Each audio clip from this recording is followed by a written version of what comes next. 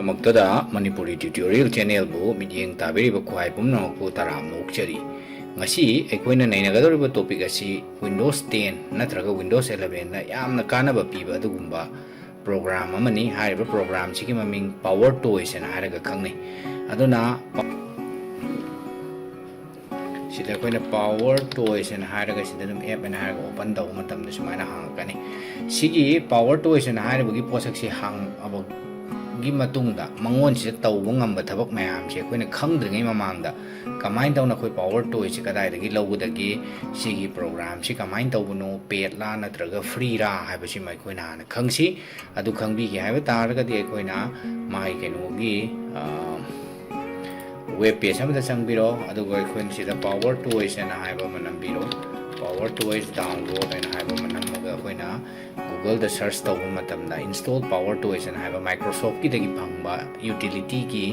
program amani masi free ni aduga Microsoft na moina saba posak ni aduna sigi posak sida koina changbiraga open a new tab and hairaga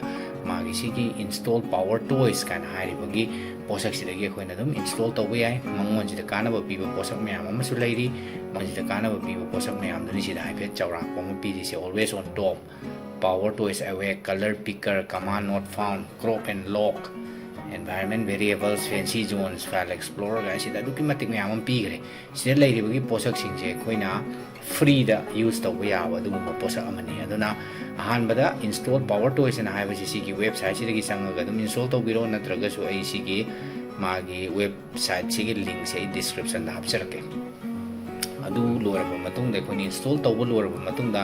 aikoini hana no matam ji sumain taw Windows open taw da tholak pada thengna gani adu da hambagi sida laibasi general na haibagi manung sida gi koini ubangam basi magi sigi sida lairibagi project se download automatically sida koini program dogi matang da ni behavior dagi sida Windows default light ohen yare dagi sida dark ohen yare apam adu khambi bi dark sina yeng da nungai boi bani dagi run it startup ka haibase koina muthat pirisia hack startup taw matam na run taw gi pram che koigi machine nu na yam kana powerful oidragadi lumba khotpa leibani adubu pambiragadi dum run it startup and haibase dum yai dagi koina backup and restore your settings and haibase dagi backup lawba natraga restore tawsu yare sina oijagre oraba matung de han han bagi magi se leiribo always on top and haibagi posak si kari no haibase ko yengminarase se koina thabo ama tawre karigumba thaba ama taw matam sida koina sida notepad ama hangena kalasi karigumba ma koina lausan gen khanana notepad se koina hek atopa ma de click taw matam na notepad check mangini koina notepad sida de amuk click taw kan de mu tholakko sigi posak se koina always on top ana haiba se ohen bige haiba taraga di magi sigi manung se lairiba aikoi gi kaino si magi shortcut si activation shortcut key si ma koina khangjan bi batare sida hai se Windows control T na haibani adu oi taraga de koina sigi sida active ta thambiraga Windows control T na haibsi nama matam da aikoi gi sigi sida border ama bisalakani hariba board green machu gi se koina machu ani pibe hai apam do adu dai na green machu pibani sigi posak si hek pi gi matam sida ai gi posak se always on top oina dum laigane ni se click tower se dum magi Windows se dum top ta dum laigane si posak si koina anything type taw matam da so ma always on top ana haiba gi posak si choose taw gi bani na aikoi na dum always on top se laiba gi wani amu lok thok pi ge haiba taraga de koina Windows control T na haiba si gi keyboard ki shortcut se namba yai natraga so dum na topa keyboard shortcut ama pamire haiba taraga de koina key combination do si de gi mak sem ba sum nok yabani aduna hariba si de leijariba default se koina khangjen biraga so dum yare natraga so pam ma nambiro aduga koina save ana haiba matam da hariba keyboard ki combination key singduna aikoi always on top ana haiba du gi posak si oiga dawribani ani subugi posak se mu yeng se koina ani subugi posak sina kamain tawribano haiba matam da awake ana haibani se awake ana haiba se aikoi gi monitor se aikoi ne hek karigumba ngaksin adaba matam da magi power plan dugi matung ina koi monitor se mutkiba khokiba se yaudaba nate adugi posak si lai taraga de koi monitor se sumut munan birarroge haiba taraga di magi sigi manung se click taraga keep awake indefinitely haiba si oigera na keep awake temporarily haiba gi posak sida hour masing do sida ina 5 hour oigera 10 hour oigera pam do apiro aduga koi na sigi posak sida adu mak semba yabani adu koi gi apam gi matugina monitor muttanabagi sigi posak sida gi enable haiba si on ena thambiraga thambiba taraga di sigi monitor se mutkiba khotkiba sunglei leiraroi haibado dugi posak sigi matangdani awake haibisina dai ahum subagi da color picker na haibagi posak sigi su yamna nungaiba posak amani se example oina aigi sigi se leiriba color leiriba any mafam amdagi bu oro ina longning color picker ama pame machu ma ado sigi machu sidi kai dai dagi loganoino sigi machu sidi kari color ne na haigadorino haibado de koina khangdre adugi poto koina lobige haiba taraga di sigi da keyboard se Windows Shift C nama matamda akhoi ngasai posak se mouse pointer sine chatlaga akhoi ngasai anywhere chatpa matamda magi manung sida hex code ama tholai se akhoi na uriba sigi sida mouse pointer sigi matung de inari sida 185981 ga haribado sigi particular color sigi particular number duni aduna akhoi na sida leiribagi green je akhoi na pame haiba taraga di green sida akhoi na click taw matamda magi sigi hex code se sida leirani sigi se akhoi na copy tawraga sina excel da akhoi na sigi color machu je akhoi na pame haiba taraga di sigi color machu sida akhoi na more colors kana jangbiro aduga sigi sida custom ga haiba sigi hex color sida akhoi na sida paste option ma matamda akhoi okay na hanga sai sigi color sida mak ta ma ngane sumaina akhoi na magi se si khaktagi wana te anywhere akhoi na use tawning photoshop bu oro excel da bu oro word da bu oro illustrator da bu oro any application da akhoi na sigi color sigi machu se akhoi na sigi hex code rgb leiriba number ke ka mem se no use tawge anywhere use tawba yai haiba du bi posak to ni hojik sigi color picker and haiba sina tawba ngam se mathangi sina akhoi na fancy zones and haiba ni si fancy zones and haiba si yamna nungai ba posak mani akhoi na fancy zones sina kamain tawba no haiba matam sida akhoi na magi manung sida kamaina work tawi have du gi matang dam tang yeng minasi sida akhoi na windows ne shift ne dagi magi sigi tilde na hariba keyboard ki leiriba gi posa om je akhoi na pulap number matamda magi ngasai fancy zones ki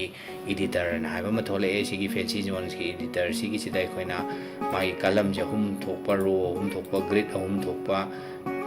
priority grid ai apam du matungina dagi na custom create a new ana haiba taraga de akhoi na grid sida create kana dum create away ai create awagi pexida akhoi na magi manung sida su space se sumaina piba lagi se highlight distance oiba se akhoi gi apam du gi makha pon adum pining mamong da pibe ai sida manga lehenba dagi sigi je sumaina semba si shape kana haibiro aduga sigi posak sidagi akhoi na pamado aduma namba yagani sida akhoi na close tawsalasi aduga sigi posak sida akhoi na window ma da click tawre aduga shift namaga asai posak sida thadok matam sumai leigane akhoi na shift namaga pu matam de akhoi na thamningba jaga da thamba yagani hairibagi posak sigi keno ne akhoi na asai fancy zones and haibisina tawribasi adana sigi sida akhoi na sida thamba ledi ma se sida pixel laga laini songi se sumaina thamba shape namdraga di thoi shape namaga di sumaina ko ngai fancy zones ki lei gi posak to dagi duma lau tho ko na sema yai ha du gi posak sim so kana khang ngami adona asai gi sigi lei re bagi posak fancy zones na ha bi su khange adu gi makha tar ko da sigi locksmith kana ha re ba sidi ke syam kana ko da ko ni use to da kana ba pot ti oide aduga magi posak sida dum yaw bani isana dum ko na khang bu di ya dum mon da yam kana thaba kana ba cell extension gi matang da taw gi posak ne aduna sidi yam kana ko ni use to dre aduga image resizer na hari ba si yam na ngai ba posak amani sigi resizer na hari ba si ko ni online da form ama submit taw re na khalla si adu da ko gi image si magi size ama du gi particular pixel to oi ga dam ni da ge du ge da heloi da bani gan hai ba gi posak to ko ni edit size na haraga magi sigi manung sidagi apamba si example oina koina sida koina sida 500 into 500 na haiba ma laire na khala se doi ni si 500 into 500 na haiba se dum click taw bro si 500 into 500 ni adu akhoi keyboard ki magi posak si su enable resizer na haiba gi posak si di kamain taw ni haiba da koina sida picture kharagi manata chalasi picture sida khara leire hai ba sigi picture sidi koi gi size yam chawbani adu sigi ahum ji hana copy tawrasi aduga koina sida desktop to folder amgi manung da hapchalasi aduga sida ꯑꯩꯈꯣꯏꯅ ꯃꯣꯏ ꯑꯍꯨꯝꯁꯦ ꯔꯤꯁꯥꯏꯖ ꯇꯧꯁꯤ ꯀꯃꯥꯏꯅ ꯔꯤꯁꯥꯏꯖ ꯇꯧꯒꯗꯒꯦ ꯍꯥꯏꯕꯗꯨ ꯌꯦꯡꯁꯤ ꯃꯣꯏꯒꯤ ꯔꯤꯁꯥꯏꯖꯁꯤꯗꯤ ꯑꯩꯈꯣꯏꯅ ꯌꯦꯡꯕ ꯃꯇꯝꯗ ꯃꯥꯒꯤ ꯄꯣꯠꯁꯛꯁꯤ ꯄ꯭ꯔꯣꯄꯔꯇꯤꯁꯤ ꯃꯥꯒꯤꯁꯤ ꯗꯤꯇꯦꯜꯁꯦ 3840 × 2160ꯅꯤ ꯌꯥꯝ ꯆꯥꯎꯕ ꯑꯗꯨꯕꯨ ꯑꯩꯈꯣꯏꯅ ꯁꯤꯒꯤ ꯑꯍꯨꯝꯁꯦ ꯂꯣꯏ ꯁꯦꯂꯦꯛ ꯇꯧꯔꯒ ꯔꯥꯏꯠ ꯀ꯭ꯂꯤꯛ ꯇꯧꯔꯒ ꯁꯤꯗ ꯔꯤꯁꯥꯏꯖ ꯄꯤꯛꯆꯔ ꯍꯥꯏꯅ ꯍꯥꯏꯔꯒ ꯈꯟꯕꯤꯔꯒ ꯉꯁꯥꯏꯒꯤ ꯑꯩꯈꯣꯏꯒꯤ ꯃꯅꯨꯡꯗꯨꯗ 500 × 500 ꯍꯥꯏꯅ ꯍꯥꯏꯕꯒꯤ ꯄꯣꯠꯁꯛꯁꯦ ꯑꯩꯈꯣꯏꯅ ꯈꯜꯂꯁꯤ ꯑꯗꯨꯒ ꯑꯩꯈꯣꯏꯅ ꯃꯥꯒꯤꯁꯤꯗ ꯔꯤꯁꯥꯏꯖ ꯍꯥꯏꯅ ꯅꯝꯕ ꯃꯇꯝꯗ ꯃꯁꯥ ꯃꯇꯣꯟꯗ ꯔꯤꯁꯥꯏꯖ ꯇꯧꯖꯔꯛꯀꯅꯤ ꯁꯤꯒꯤ ꯄꯣꯠꯁꯛꯁꯤꯅ ꯑꯅꯧꯕꯗꯨꯅꯤ ꯑꯩꯈꯣꯏ ꯉꯁꯥꯏꯒꯤ 500 × 500 ꯇꯨꯗ ꯂꯥꯛꯑꯃꯅꯤ ꯉꯁꯥꯏ ꯄꯣꯠꯁꯛꯁꯤꯗ 500 × 500ꯒꯤ ꯄꯤꯛꯁꯦꯜꯗ ꯂꯥꯛꯑꯦ ꯁꯨꯃꯥꯏꯅ ꯑꯩꯈꯣꯏꯅ ꯌꯥꯝꯅ ꯂꯥꯏꯕ ꯃꯑꯣꯡꯗ ꯑꯩꯈꯣꯏꯒꯤ ꯏꯃꯦꯖꯁꯦ ꯑꯃꯃꯝꯇ ꯔꯤꯁꯥꯏꯖ ꯇꯧꯕꯒꯤ ꯃꯍꯨꯠꯇ ꯑꯃꯨꯛꯇ ꯋꯥꯟ ꯇꯥꯏꯝꯗ ꯁꯠ ꯂꯥꯎꯅ ꯑꯩꯈꯣꯏꯅ ꯔꯤꯁꯥꯏꯖ ꯇꯧꯊꯣꯛꯄ ꯌꯥꯕꯅꯤ ꯑꯗꯨꯅ ꯍꯥꯏꯔꯤꯕꯁꯤꯒꯤ ꯄꯣꯠꯁꯛꯁꯤꯒꯤ ꯃꯇꯦꯡꯅ ꯑꯩꯈꯣꯏꯅ ꯏꯃꯦꯖ ꯔꯤꯁꯥꯏꯖꯔ ꯍꯥꯏꯅ ꯍꯥꯏꯔꯤꯕꯁꯤꯒꯤ ꯄꯣꯠꯁꯛꯁꯤꯅ ꯑꯗꯨꯃꯛ ꯑꯩꯈꯣꯏꯅ ꯔꯤꯁꯥꯏꯖ ꯇꯧꯕ ꯉꯝꯃꯤ ꯍꯥꯏꯕꯁꯤ ꯃꯈꯣꯏꯅ ꯈꯪꯕ ꯉꯝꯃꯤ ꯑꯗꯒꯤ ꯀꯤꯕꯣꯔꯗ ꯃꯦꯅꯦꯖꯔ ꯀꯥꯏꯅ ꯍꯥꯏꯔꯤꯕꯁꯤꯁꯨ ꯑꯩꯈꯣꯏꯅ ꯀꯤꯕꯣꯔꯗꯁꯤꯗ ꯑꯩꯈꯣꯏꯒꯤ ꯔꯤꯀꯟꯐꯤꯒꯔ ꯇꯧꯕ ꯑꯩꯈꯣꯏꯅ ꯀꯤꯕꯣꯔꯗꯇꯨꯗ ꯑꯃ ꯊꯝꯕ ꯃꯥꯒꯤ ꯀꯤ ꯐꯤꯖꯤꯀꯦꯜ ꯀꯤꯁꯦ ꯑꯩꯈꯣꯏꯅ ꯁꯤꯗ ꯑꯩꯈꯣꯏꯅ ꯇꯥꯏꯞꯁꯦ ꯅꯝꯄꯦꯗ 1ꯁꯦ ꯁꯤꯗ ꯑꯩꯈꯣꯏꯅ ꯑꯣꯟꯊꯣꯛ ꯑꯣꯟꯁꯤꯟ ꯇꯧꯕꯒꯤ ꯄꯣꯠꯁꯛꯅꯤꯗ ꯁꯤꯒꯤ ꯔꯤꯃꯦꯞ ꯍꯥꯏꯅ ꯍꯥꯏꯕꯗꯤ ꯑꯩꯈꯣꯏꯅ ꯀꯤꯕꯣꯔꯗꯁꯤꯗ ꯑꯩꯈꯣꯏꯅ 1 ꯑꯃꯒꯁꯨ 2 ꯊꯣꯛꯍꯟꯕ 2 ꯑꯃꯒꯁꯨ 3 ꯊꯣꯛꯍꯟꯕ ꯀꯥꯏꯅ ꯑꯗꯨꯃꯥꯏꯅ ꯇꯧꯕꯒꯤ ꯄꯣꯠꯁꯛꯇꯨ ꯁꯦꯝꯕꯒꯤ ꯄꯣꯠꯁꯛꯅꯤ ꯑꯗꯨꯅ ꯁꯤꯒꯤꯁꯤꯁꯨ ꯏꯁꯥꯅ ꯑꯗꯨꯃꯛ ꯌꯦꯡꯉꯒ ꯇꯧꯕꯤꯕ ꯌꯥꯏ ꯑꯗꯒꯤ ꯃꯥꯎꯁ ꯌꯨꯇꯤꯂꯤꯇꯤ ꯍꯥꯏꯅ ꯍꯥꯏꯕꯁꯤꯁꯨ ꯑꯩꯈꯣꯏꯅ ꯃꯥꯎꯁ ꯍꯦꯛ ꯃꯥꯡꯉꯤꯕ ꯑꯗꯒꯤ ꯃꯥꯎꯁꯁꯦ ꯑꯩꯈꯣꯏꯅ ꯀꯗꯥꯏꯗ ꯆꯠꯈꯤꯒꯦ ꯀꯥꯏꯅ ꯍꯦꯛ ꯈꯪꯗꯕꯒꯨꯝꯕ ꯃꯇꯝꯗ ꯌꯨꯁ ꯇꯧꯅꯅꯕꯅꯤ ꯑꯩꯈꯣꯏꯅ ꯃꯥꯒꯤ ꯁꯤꯗ ꯑꯦꯅꯦꯕꯜ ꯐꯥꯏꯟ ꯃꯥꯎꯁ ꯀꯥꯏꯅ ꯍꯥꯏꯔꯤꯕ ꯁꯤꯒꯤ ꯄꯣꯠꯁꯛꯁꯦ ꯑꯣꯟ ꯇꯧ ꯇꯥꯔꯒꯗꯤ ꯑꯩꯈꯣꯏꯅ ꯁ꯭ꯄꯣꯠ ꯂꯥꯏꯠ ꯀꯂꯔ ꯃꯥꯒꯤ ꯁꯤꯒꯤ ꯄꯣꯠꯁꯛꯁꯦ ꯑꯩꯈꯣꯏꯅ ꯑꯦꯅꯤ ꯀꯂꯔ ꯑꯃ ꯊꯝꯕ ꯌꯥꯏ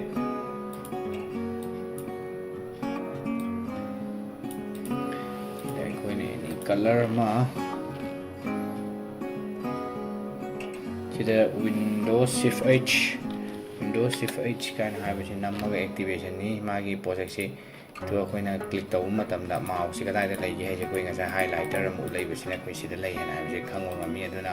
magi manung sida gi so koi ni color machu do koi khallaga sumaina highlighter and haibashi thambe secondary nama matamda na magi blue si thoka doribani left click namadana green thoka doribani sigi matungi nai koi na mak sembe ya magi sigi posaksi da gi so koi na mak sembe ya degi crosshair pointer ga haibashi enable tawge kala doji sina Windows Alt P sina matamda koi ngasai si on taw matamda mouse si pointer si sida lei ko lei si maina tala ka dorbo si akoina off tawraga di yaro on tawraga di mai ngasai Windows Alt P sina matamda magi si activation ki si maina tholok ta ngamani aduna si maina koi mouse si kadai da lei ge ko lei ha bi ta pa du gi ma tangani sigi power rename and hai basi so koina rename tauna na bagi posang ne koina sida right click tawraga magi general size sidu leire rename gi die koina rename in and have the default extended context menu only in hai ba natraga so rename in default and extended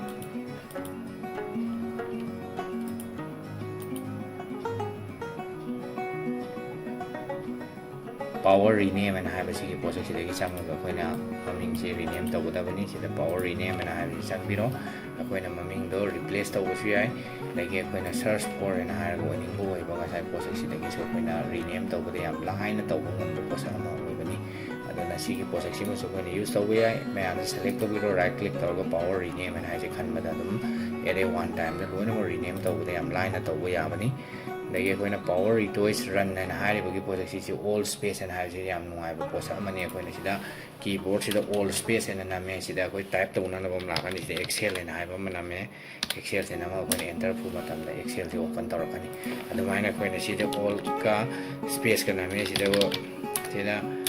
word and hire bam name si word nam kana Microsoft Word adum tholak ba koina smaina sida gi launch tawba ngamani yam nungai bani aduna hire ba sigi ꯑꯩꯈꯣꯏꯒꯤ PowerToys run ꯍꯥꯏꯅ ꯍꯥꯏꯔꯤꯕꯒꯤ ꯄꯣꯠꯁꯛꯁꯤꯗꯁꯨ ꯌꯥꯝ ꯅꯨꯡꯉꯥꯏꯕ ꯄꯣꯠꯁꯛ ꯑꯃ ꯑꯣꯏꯕꯅꯤ ꯑꯗꯒꯤ quick ꯑꯦꯁꯦꯟ ꯀꯥꯏꯅ ꯍꯥꯏꯔꯤꯕꯁꯤꯗꯤ ꯑꯩꯈꯣꯏꯅ ꯀꯩꯒꯨꯝꯕ ꯀꯦꯔꯦꯛꯇꯔꯒꯨꯝꯕ ꯅꯝꯕ ꯃꯇꯝꯗ ꯃꯥꯒꯤ ꯁꯤꯒꯤ ꯄꯣꯠꯁꯛꯁꯤꯒꯤ ꯃꯇꯦꯡꯅ ꯑꯦꯅꯦꯕꯜ ꯇꯧ ꯇꯥꯔꯒꯗꯤ ꯑꯩꯈꯣꯏꯅ ꯅꯝꯕ ꯌꯥꯝꯅ ꯅꯨꯡꯉꯥꯏꯕ ꯄꯣꯠꯁꯛ ꯑꯣꯏꯕꯅꯤ ꯑꯗꯨꯕꯨ ꯀ꯭ꯋꯤꯛ ꯑꯦꯁꯦꯟ ꯒꯥꯏꯁꯤꯗꯤ ꯌꯥꯝ ꯀꯟꯅ ꯌꯨꯁ ꯇꯧꯕꯗꯤ ꯑꯣꯏꯗꯦ ꯑꯗꯨꯒ ꯃꯊꯪꯒꯤ ꯁ꯭ꯀ꯭ꯔꯤꯟ ꯔꯨꯂꯔ ꯍꯥꯏꯅ ꯍꯥꯏꯔꯤꯕꯒꯤ ꯄꯣꯠꯁꯛꯁꯤꯒꯤ ꯃꯇꯥꯡꯗ ꯑꯃꯨꯛ ꯌꯦꯡꯁꯤ ꯑꯩꯈꯣꯏꯅ ꯁ꯭ꯀ꯭ꯔꯤꯟ ꯔꯨꯂꯔ ꯍꯥꯏꯅ ꯍꯥꯏꯔꯤꯕꯒꯤ ꯄꯣꯠꯁꯛꯁꯤ ꯀꯃꯥꯏꯅ ꯌꯨꯁ ꯇꯧꯒꯗꯒꯦ ꯍꯥꯏ ꯇꯥꯔꯒꯗꯤ ꯋꯤꯟꯗꯣꯁꯀ ꯁꯤꯐꯀ ꯑꯦꯝ ꯅꯝꯕ ꯃꯇꯝꯗ ꯃꯥꯒꯤ ꯁꯨꯃꯥꯏꯅ ꯇꯧꯕ ꯃꯊꯛꯁꯤꯗ ꯑꯃꯨꯛ ꯎꯕ ꯐꯪꯉꯤ ꯍꯥꯏꯔꯤꯕꯁꯤꯒꯤ ꯄꯣꯠꯁꯛꯁꯤꯒꯤ ꯃꯇꯨꯡ ꯏꯟꯅ ꯑꯩꯈꯣꯏꯅ ꯁꯤꯗ ꯀ꯭ꯂꯤꯛ ꯇꯧꯔꯒ ꯃꯥꯒꯤ ꯁꯤꯒꯤ ꯕꯣꯛꯁꯁꯤꯗ ꯑꯩꯈꯣꯏꯅ ꯀ꯭ꯂꯤꯛ ꯇꯧꯁꯤ ꯁꯤ ꯕꯣꯛꯁꯁꯤ ꯀ꯭ꯂꯤꯛ ꯇꯧꯔꯒ ꯌꯦꯡꯕ ꯃꯇꯝꯗ ꯁꯤ 163 ꯏꯟꯇꯨ ꯃꯥꯒꯤꯁꯤꯗ ꯍꯧꯖꯤꯛ ꯎꯔꯤꯁꯦ ꯑꯗꯣ ꯁꯤꯗ ꯑꯩꯈꯣꯏꯅ ꯁꯥꯏꯖꯁꯦ 157 ꯏꯟꯇꯨ 114 ꯍꯥꯏꯅ ꯍꯥꯏꯔꯤꯕꯁꯤ ꯉꯁꯥꯏ ꯁꯤꯒꯤꯁꯤꯗ ꯑꯩꯈꯣꯏꯅ ꯂꯩꯔꯤꯕ ꯕꯣꯛꯁꯁꯤꯒꯤ ꯁꯥꯏꯖꯁꯤꯅꯤ ꯍꯥꯏꯕꯁꯤꯃ ꯈꯪꯕ ꯉꯝꯃꯤ ꯑꯗꯨꯃꯥꯏꯅ ꯑꯩꯈꯣꯏꯅ ꯁꯤꯒꯤ ꯃꯥꯏ ꯕꯣꯛꯁꯁꯤ ꯀꯌꯥꯝ ꯆꯥꯎꯒꯦ ꯍꯥꯏꯕꯁꯤꯁꯨ ꯑꯩꯈꯣꯏꯅ ꯌꯦꯡꯒꯦ ꯍꯥꯏꯔꯒꯗꯤ ꯁꯤꯗ 1003 ꯏꯟꯇꯨ 74ꯒꯤ ꯃꯥꯏ ꯉꯁꯥꯏꯒꯤ ꯗꯥꯏꯃꯦꯟꯁꯟꯅꯤ ꯍꯥꯏꯕꯗꯣ ꯑꯩꯅ ꯄꯤꯛꯁꯦꯜꯗꯣ ꯁ꯭ꯀ꯭ꯔꯤꯟꯁꯤꯗ ꯑꯩꯈꯣꯏꯅ ꯈꯪꯕ ꯉꯝꯃꯤ ꯁꯨꯃꯥꯏꯅ ꯑꯩꯈꯣꯏꯅ ꯑꯦꯅꯤꯊꯤꯡ ꯑꯩꯈꯣꯏꯅ ꯀꯤꯕꯣꯔꯗꯇ ꯅꯠꯇ꯭ꯔꯒꯁꯨ ꯑꯩꯈꯣꯏꯅ ꯃꯥꯎꯁꯅ ꯀ꯭ꯂꯤꯛ ꯇꯧꯔꯒ ꯆꯤꯡꯉꯒ ꯃꯥꯒꯤ ꯁꯥꯏꯖꯇꯨ ꯀꯌꯥꯅꯣ ꯍꯥꯏꯕꯗꯨ ꯈꯪꯗꯣꯛꯅꯅꯕꯒꯤ ꯑꯗꯨꯃꯥꯏꯅ ꯁꯤꯖꯤꯟꯅꯕꯒꯤ ꯄꯣꯠꯁꯛꯅꯤ ꯁꯤꯒꯤ ꯁ꯭ꯀ꯭ꯔꯤꯟ ꯔꯨꯂꯔ ꯍꯥꯏꯅ ꯍꯥꯏꯔꯤꯕꯁꯤ ꯁꯤ ꯌꯥꯝꯅ ꯅꯨꯡꯉꯥꯏꯕ ꯄꯣꯠꯁꯛ ꯑꯃꯅꯤ ꯑꯗꯨꯒ ꯁꯤꯒꯤ ꯃꯈꯥ ꯇꯥꯔꯛꯄꯗ ꯑꯩꯈꯣꯏꯅ ꯃꯥꯒꯤꯁꯤꯗ ꯇꯦꯛꯁ ꯑꯦꯛꯁꯇ꯭ꯔꯦꯛꯇꯔ ꯍꯥꯏꯅ ꯍꯥꯏꯕꯒꯤ ꯄꯣꯠꯁꯛ ꯑꯃ ꯂꯩꯔꯤꯁꯤ ꯁꯤꯒꯤ ꯇꯦꯛꯁ ꯑꯦꯛꯁꯇ꯭ꯔꯦꯛꯇꯔꯁꯤꯁꯨ ꯌꯥꯝꯅ ꯅꯨꯡꯉꯥꯏꯕ ꯄꯣꯠꯁꯛ ꯑꯃꯅꯤ ꯁꯤ ꯑꯩꯈꯣꯏꯅ ꯁ꯭ꯀ꯭ꯔꯤꯟꯁꯤꯗ ꯂꯩꯔꯤꯕ ꯄꯣꯠꯁꯛ ꯑꯃ ꯑꯩꯈꯣꯏꯅ ꯀꯩꯅꯣ ꯇꯧꯕꯤꯒꯦ ꯍꯥꯏꯕ ꯇꯥꯔꯒꯗꯤ ꯀꯣꯄꯤ ꯇꯧꯕꯤꯒꯦ ꯍꯥꯏꯕ ꯇꯥꯔꯒꯗꯤ ꯁꯤ ꯋꯥꯍꯩ ꯋꯥꯇꯥ ꯇꯦꯛꯁ ꯀꯩꯀꯥꯁꯤꯡꯁꯦ ꯑꯩꯈꯣꯏꯅ ꯂꯧꯍꯧꯒꯦ ꯍꯥꯏꯕ ꯇꯥꯔꯒꯗꯤ ꯃꯥꯒꯤꯁꯤꯗ ꯋꯤꯟꯗꯣꯁ ꯁꯤꯐ ꯇꯤ ꯍꯥꯏꯕꯁꯤ ꯅꯝꯕꯤꯔꯣ ꯑꯗꯨꯒ ꯑꯩꯈꯣꯏꯅ ꯁꯤꯒꯤꯁꯤꯗ ꯁꯦꯂꯦꯛ ꯇꯧꯁꯤ ꯁꯤ ꯁꯦꯂꯦꯛ ꯇꯧꯔꯒ ꯑꯩꯈꯣꯏꯒꯤꯁꯤ ꯑꯣꯜꯔꯦꯗꯤ ꯀꯣꯄꯤ ꯇꯧꯈ꯭ꯔꯕꯅꯤ ꯑꯩꯈꯣꯏ ꯉꯁꯥꯏꯒꯤ ꯄꯥꯋꯔ ꯀꯩꯅꯣꯗꯨꯗ ꯁꯤꯗ ꯑꯩꯈꯣꯏꯅ ꯁꯤꯗ ꯋꯥꯔꯗ ꯍꯥꯏꯅ ꯍꯥꯏꯕꯗꯨꯅ ꯃꯁꯤ ꯋꯥꯔꯗꯁꯤ ꯑꯣꯄꯟ ꯇꯧꯍꯜꯂꯁꯤ ꯑꯗꯨꯒ ꯁꯤꯒꯤꯁꯤꯗ ꯑꯩꯈꯣꯏꯅ ꯔꯥꯏꯠ ꯀ꯭ꯂꯤꯛ ꯇꯧꯔꯒ ꯁꯤꯗ ꯑꯩꯈꯣꯏꯅ ꯄꯦꯁ ꯍꯥꯏꯅ ꯇꯧꯕ ꯃꯇꯝꯗ ꯉꯁꯥꯏꯒꯤ ꯑꯩꯈꯣꯏꯒꯤ ꯁꯤꯗ ꯂꯩꯔꯤꯕ ꯁꯤ ꯌꯦꯡꯉꯨ ꯏꯅꯦꯕꯜ ꯇꯦꯛꯁ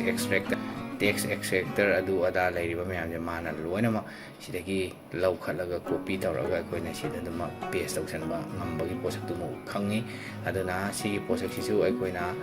ꯃꯥꯒꯤ ꯀꯩꯅꯣꯗ ꯁ꯭ꯀ꯭ꯔꯤꯟꯗꯨꯗ ꯂꯩꯔꯤꯕ ꯄꯣꯠꯁꯛꯁꯤꯡꯁꯤ ꯑꯩꯈꯣꯏꯅ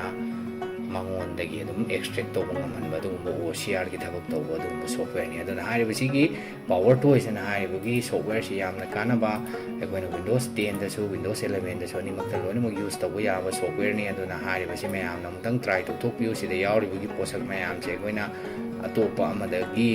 ꯑꯃꯃꯝ ꯍꯥꯞꯄꯒꯤ ꯃꯍꯨꯠꯇ ꯑꯃꯈꯛꯇꯪꯗ ꯄꯨꯂꯞ ꯌꯥꯎꯕ ꯑꯣꯏꯕꯅꯤꯅ ꯃꯁꯤꯅ ꯌꯥꯝꯅ ꯀꯥꯟꯅꯕ ꯄꯤꯕ ꯁꯣꯐꯋꯦꯔ ꯑꯃ ꯑꯣꯏꯕꯅꯤ ꯃꯁꯤꯅꯤ ꯉꯁꯤꯒꯤ ꯇꯤꯞꯁ ꯑꯦꯟ ꯇ꯭ꯔꯤꯛꯁ